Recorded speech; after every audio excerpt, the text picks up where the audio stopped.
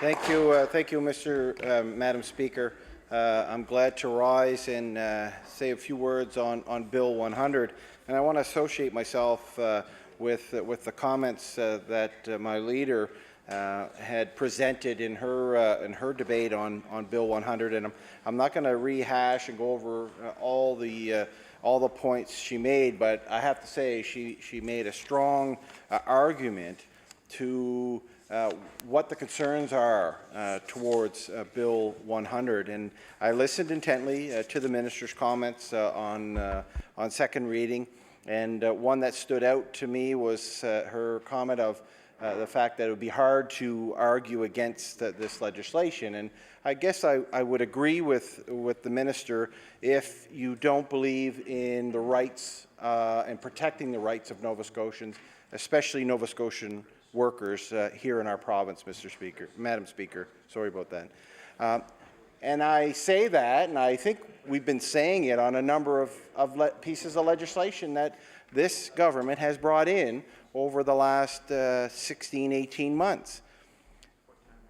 I try to figure out and I try to understand what the mindset of the government is when it comes to dealing with legislation that deals with workers and workers' rights here in Nova Scotia. And I don't know if it's the fact that they have a majority, if the government has a majority, Madam Speaker, that they feel they can bring legislation in, it'll pass, it'll become law, and that's just how it's going to be. But that's not how it is here in Nova Scotia, and that's not how it is here in our country, Madam Speaker. We've seen with previous bills like Bill 1, it was a direct attack on the rights of healthcare workers, and Bill 100, it was hidden within the initial announcement, Madam Speaker. It is a direct attack on the rights of workers, especially workers, of course, who work within and who support our university system. As was said, there are thousands of Nova Scotians, thousands of them, who contribute to the university system that I believe all of us are very proud in, saying that our province plays an amazing and important role in educating not only our young people here in Nova Scotia, but people from around the globe. They come to Nova Scotia to educate themselves, Madam Speaker, and they are able to do that because of those thousands of workers who are there, who are faculty members, who are part-time instructors, who are people who are maintenance workers, who keep the universities running and able to run and provide those opportunities for Nova Scotians and from many from outside our province and our country. And the fact that the government believes they can just bring in legislation that erases rights that have been fought for so many years, for generations, Madam Speaker, and I find myself repeating myself from a previous piece of legislation. Workers in our province and across the country have worked extremely hard for decades to get rights. And it's not just something that the province can wipe out with a piece of legislation like Bill 100. And I thought the government would have learned their lesson with previous legislation. We have here in our country the Charter of Rights and Freedoms that really is the basis of what jurisdictions across the provinces and territories have to follow. And there had been a recent decision, a 5-2 decision from the Supreme Court of Canada, that recognizes that the right to strike is a fundamental part of the collective bargaining process. The provisions in the Charter of Rights and Freedoms protect the right to strike. And Madam, I could have had. Now maybe I should table the decision, but I won't. But there had been jurisdictions like Saskatchewan, Madam Speaker, who thought they had the ultimate right to just bring in legislation that wipes out rights and the protections that are in place that fall under the Charter. And we know the outcome.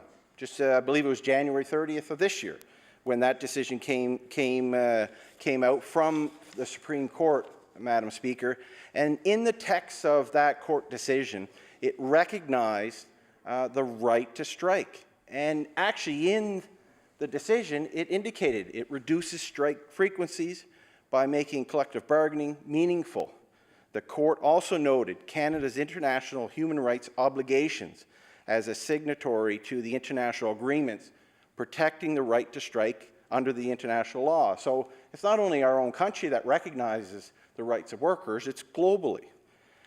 And the question that we have, and it's not just our caucus, it's many in the labour movement, but it's faculty, staff, and those in labour, are questioning again, does the government have the authority to bring in legislation that would wipe out those rights? I would say they don't.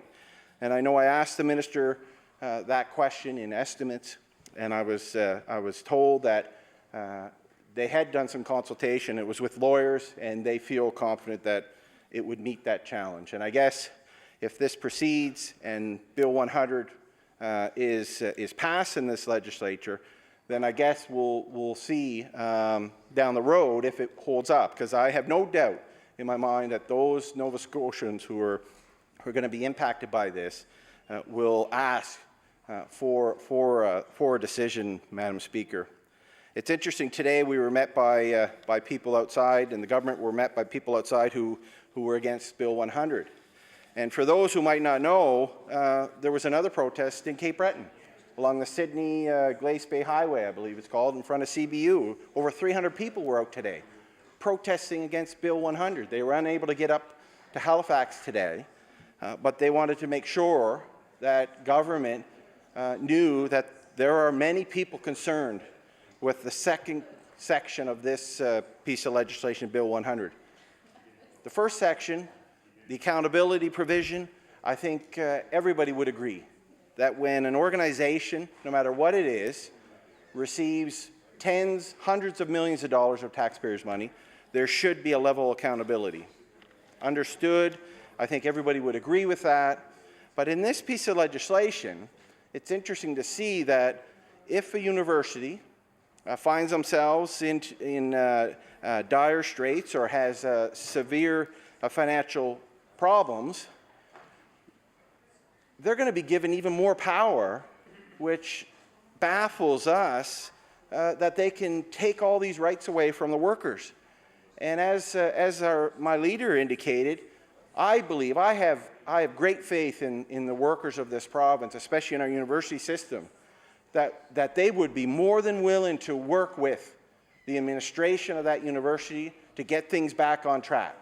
They know what's at stake. They know the future of that university might be at stake, which means the future of their employment is at stake.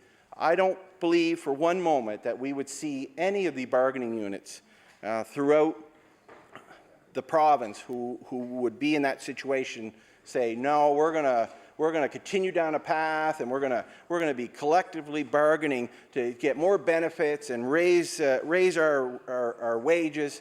I don't believe that would happen. I have much more faith in our workers in this province, especially those who work within the university system. They're dedicated individuals, and they're not one that we hear often from, Madam Speaker.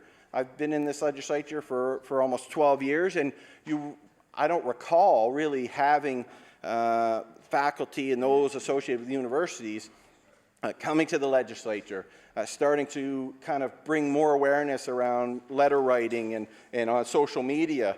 It just doesn't happen because I don't think we've seen, and I know we haven't seen legislation like this. The minister indicated, the government indicated, this will be the first of its kind in the country. That should give you an idea that maybe we shouldn't be the first in the country to bring such draconian results of attack on workers, especially after a recent Supreme Court decision.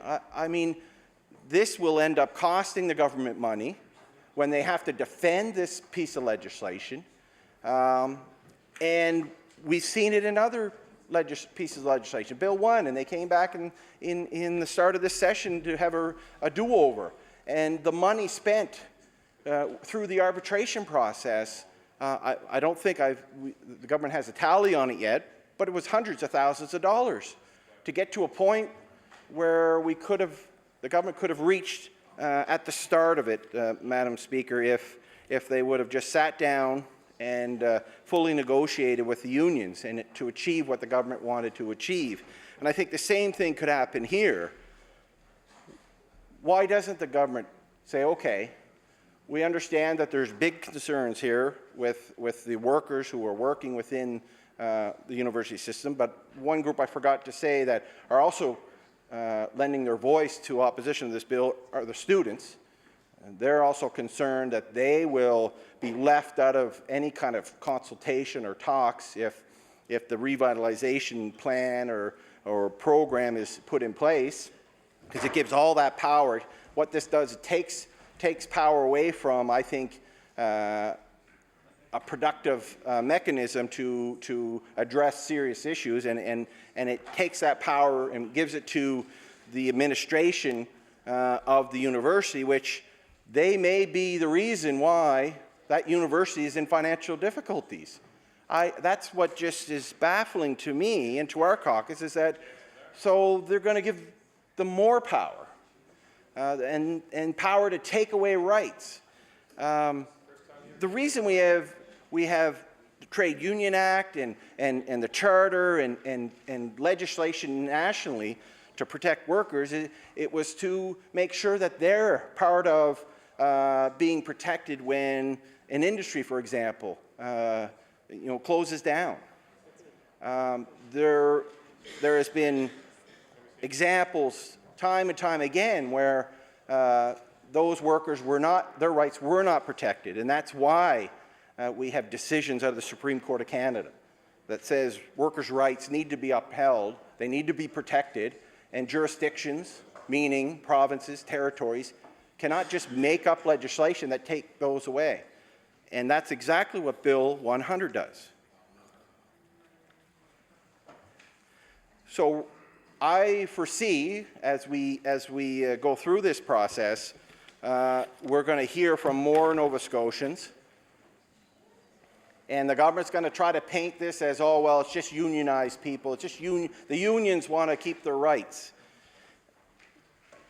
What Nova Scotians need to be reminded of is that these unions that are trying to protect the rights of unionized workers, these are Nova Scotians, these are workers. They live in communities all across our province, and they deserve the respect, I believe, that they've shown over the years when it comes to bargaining and trying to ensure that the viability of our universities continue on. Yes, through the last number of decades, there's been a few labor disruptions. I would agree to that. But by no means do I think it's at a point where government needs to introduce legislation to rip those rights away, to take them away, to not even allow grievances to happen. So something happens in a university and they're going to suspend the grieving process, and the minister can stand up when she wraps it up and try to explain that that's not going to happen.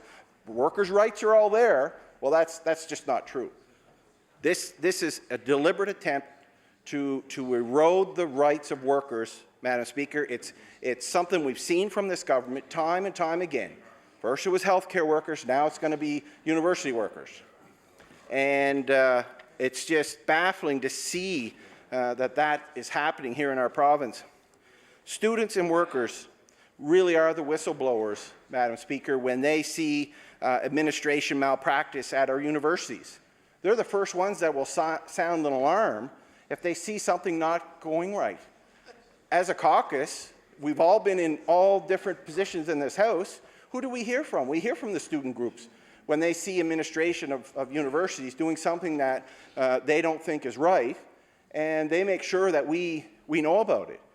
And I think through this legislation, it really muzzles those students. It muzzles the workers themselves. They can't even put a grievance in. If they are on strike, that'll have to stop. What's not missing in this legislation is the fines against those workers and the unions. I believe the unions could be fined up to $100,000, $10,000 a day if the university decides they're going to implement the revitalization plan, and if they are unfortunately on a strike, if they don't live up to this legislation, they could be fined $10,000 a day. Instead, what we'd like to see is a piece of legislation that goes after what the problem is. If it's the administration, then that's what the government should be going after. They should be taking rights away from the administration. The government should be, scaling back their ability to cause damage to that university. And I'm not saying our universities are going to be going down that road, but we have seen some examples in the past that are concerning. That there was, I think, what was described in one of the news releases as a malpractice, administrative malpractice. After this legislation is passed, that university could have more power to cause more harm to that university, and it'll be at the detriment of not only the students but the workers that work there. So as we see this Bill 100 go through, I don't agree with the minister saying it's going to be hard to argue against this piece of legislation. I find it's going to be hard to agree to this piece of legislation, and unless there's changes to it, Madam Speaker, we know we won't be supporting Bill 100. Thank you.